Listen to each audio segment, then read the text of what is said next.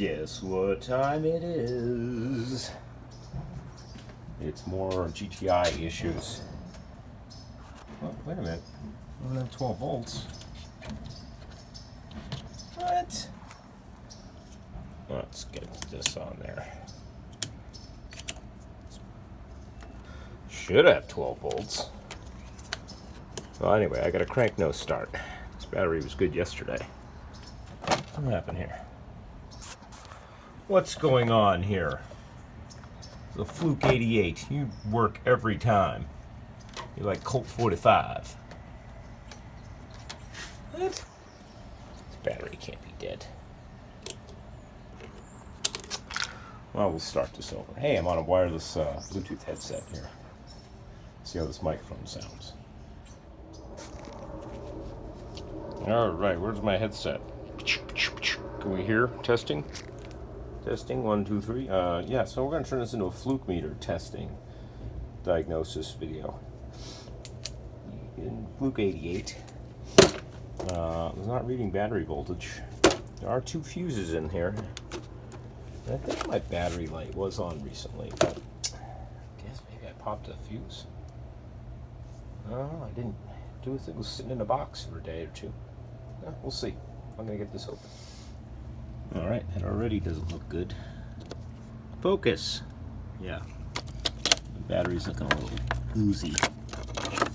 And I've got 2 fuses there, like I said. Well, let me just use my meter to test it. Oh, wait, I can't do that.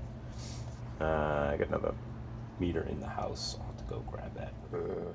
Okay, so I took meter apart, tested it good on the meter. Yes, this fuse is bad. I must have popped it doing something. And I'm going to put a fresh battery in it anyway. You think AutoZone has these? Is this going to turn into a fiasco trying to find a fuse? Probably. It's $10 on Amazon for the set. Wouldn't it be nice just to go to a store and pick up stuff though? Okay, back to the GTI. So yeah, starter is, if you watch my previous videos, you know I put an ignition switch in here, and I didn't like how it worked. You really had to, and of course I gave it back to the guy who owns this car, or he took it for the day. I didn't say give it back to him. And he broke it. I didn't break it, it just won't start. So I'm going to do what I should have done in the first place, what I wanted to do. I'm going to put a push button starter. That's going to go in one of these plugs right here. And maybe it'll look as cool as these. I should get some toggles. They do make some toggles. This looks like somebody had a cell phone in it. But yeah, I'm going to do push button starter. And I was trying to think where I can get some wire for this. And that's exactly what I need. This is for an amp. It's going to be an amp in this, so I'm going to take that wire out and use that. That'll save me. Cheapest roll of wire is $8 online and in the store. Like, I don't need 50 foot of 12 gauge. I need about 10 inches each. Maybe, no, not even. Yeah, we'll do whatever. Yeah, so that's what's going on. Okay, so I've run my wire. Like I said, I found some 12 gauge wires pre-wired for an amp. Let me go right down to my switch. And I went ahead and backed the terminal out. Let's see, I'll show you that. You stick a little paper clip, they make a tool. You can back the terminal out. Now I just need a male spade connector to connect to that female. Up to there, and get this down the light. I picked up this push button switch, on, off, and that'll go right into that slot up there. Which, actually, I might even go back. See these toggles?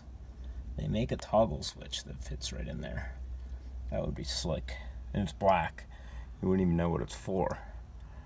But like I said, I already had that one cut out with a hole for the, what the heck was it?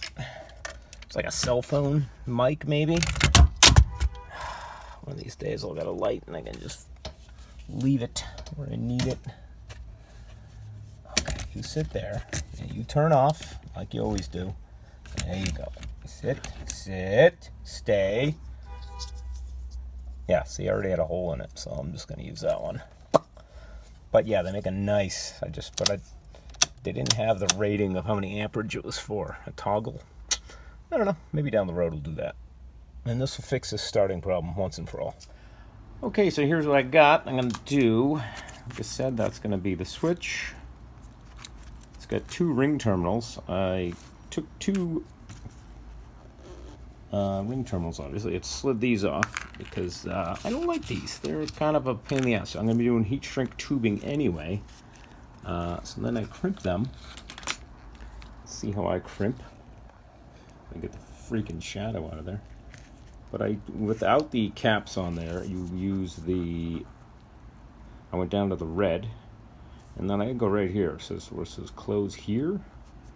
That gives you a real nice pinch. Sometimes I still might do it. I might add a little solder just to really seal that up, but I am going to heat shrink tubing over it anyway. Because this is an ignition, there's 12 volts up there at all times. It probably is the best bet to do. You should do that. And this end I did the same thing. I was able to leave the connectors on, and this will slide right over. The heat shrink will slide over this end for some reason. And this will go right on the ignition connector like I showed you. I slid out the terminals. Bing, bing. Maybe I can even put, I'll probably put some wire loom. I have some wire loom over that connection and tape it so it doesn't forever vibration or whatever to short. That would be dangerous. But that's the plan. I gotta go drill a bigger hole for this sucker, and I'll go from there.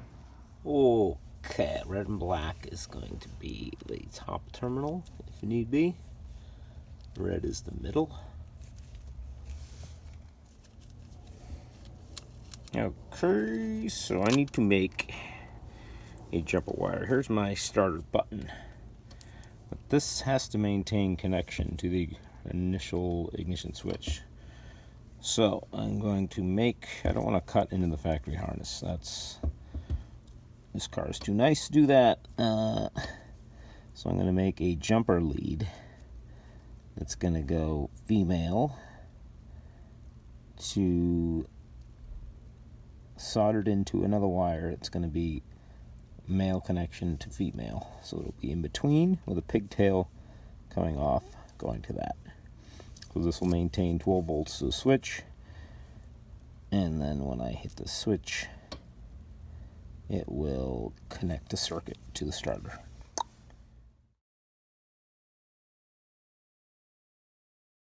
All right, folks, here's the finished product. The pigtail is in place. Made sure the female terminal tucked up into the factory harness and is in there secure. It doesn't have the locking tab, which you saw me remove. You can buy these female terminals with the locking tab there, but I was just using regular ones you buy at the store. But it's in there nice and tight, and I have heat shrink tubing. It's going to slide over the connectors. So connected the circuit. This is it. This is going up to our starter button, which is a little uglier than I first thought. This is a boot comes off. Let's see. I think that's very industrial. Anyway, there is the toggle switch they do make, like these. I might go get one of those. It was not labeled, though, what it was rated for, how many amps. And this is, got to be like 25, 30 amps, because this is a heavy gauge 12 volt wire up in your dash. And that's why I'm going overkill here and soldering heat shrink tubing. I'm going to put it conduit around everything. Those cars vibrate, you know, and you do not want a short of that magnitude up in your dash. That is a fire starter. It does happen. So, but yeah, this beats cutting to the factory harness, which there's plenty of hacks out there who do that. And stereo companies, you know, the better ones will do it properly and solder and all this as well. But I've seen some awful stuff in the business. But yeah, this I just did this already, tested it, and starter button works every time, unlike the aftermarket Miley ignition switch and cylinder. If you watch my last video, the problem is in the switch, it's the cylinder doesn't turn the switch far enough. Like the factory one will go maybe, let's say, 180. The aftermarkets only go there. They don't go far enough to make contact to start the car, unless you really twist it like your pliers on a. But that's a key. You don't do that with a key. And I just can't believe I haven't really found anybody complaining about this, and I haven't seen anybody do a switch like this, which is odd to me. And a factory ignition cylinder from Volkswagen